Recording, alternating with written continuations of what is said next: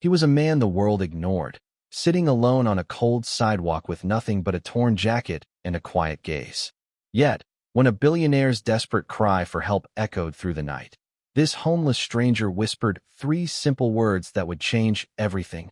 "I can fix it." The ballroom was filled with golden light, polished marble floors, and the sound of laughter. Powerful men and women, dressed in flawless suits and glittering gowns, clinked glasses and spoke of billion-dollar deals.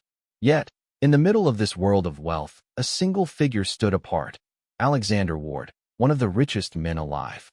But tonight, he was broken. Hidden from the cameras, away from the crowds, Alexander leaned against the edge of the grand staircase, gripping his chest as if trying to hold himself together. His empire stretched across continents, yet he couldn't silence the chaos inside him. His heart raced, his mind spun, and for the first time in decades, he whispered the words no one ever expected from him. "I can't do this. Someone please help me." No one moved. No one even heard. The guests were too busy drowning in their own laughter. But outside, on the cold steps of the same building, a homeless man stirred. His name was Michael Hayes. His hands were calloused, his jacket frayed, but his eyes carried something stronger than diamonds, an unshakable steadiness. He lifted his head, as if the cry had reached him through walls of stone and pride. Slowly, he stood, whispering words that would carry him inside the world of kings. "I can fix it." Michael had once been a soldier.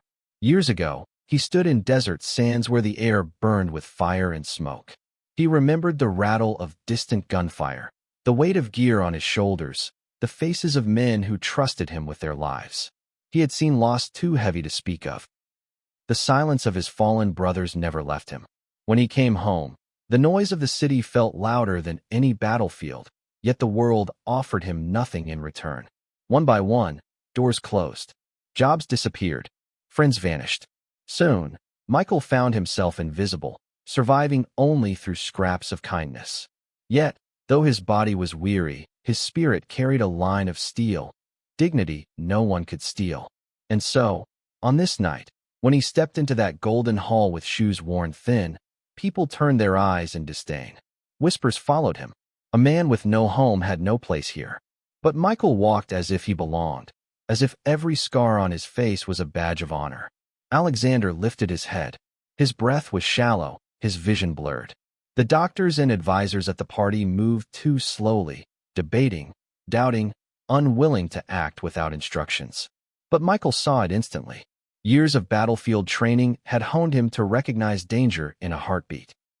He knelt beside the billionaire with steady hands and calm eyes. "Breathe with me," Michael whispered. "In and out. You are not alone." The crowd froze. Gasps rippled, but no one dared step forward. Minutes passed like hours. Under Michael's guidance, Alexander's racing heart began to steady. His breath slowed, his hands stopped trembling. For the first time, the man who had everything felt the priceless comfort of someone who expected nothing. Alexander looked at him with eyes that had stared down empires but never known this kind of strength. In that silence, Michael spoke the words that would never leave him. "What you can't buy, you can still learn. Strength isn't in wealth. It's in standing when no one else will." The room shifted. The billionaire's advisors, once proud and untouchable, now bowed their heads in shame. Guests who had laughed minutes before now stood in silence, humbled by the sight of dignity in rags. The man they once ignored had become the teacher they could never afford. And as Alexander rose to his feet, he extended his hand, not in charity, but in respect. "Michael," he said softly, "you saved me tonight. Not my life, but the part of me I thought I lost." Michael's gaze held steady. He had nothing to prove, nothing to gain. Yet in that moment, justice was written not with wealth, but with honor. "A man's worth," Michael said, "is not measured by what he owns, but by what he gives when no one is watching." The hall was silent now. No mockery, no whispers, only the heavy weight of truth filling every corner. For the first time, the world's richest man and the world's forgotten soldier stood side by side, equals. Outside, the night wind was cold, but Michael's steps were steady. He returned to the streets, not for pity, not for praise, but because it was his path. Yet behind him, a ripple had begun. Stories of that night would spread far beyond marble walls. People would speak of the man who had nothing, yet gave everything. And Alexander would never forget the night a homeless soldier whispered the words that changed him forever. "I can fix it." Respect lives in silence, in sacrifice, and in the unseen battles people fight every day. Some heroes wear suits, others wear scars.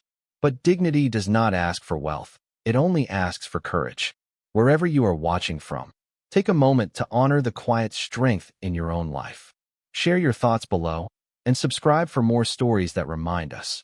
True heroes are often the ones the world overlooks.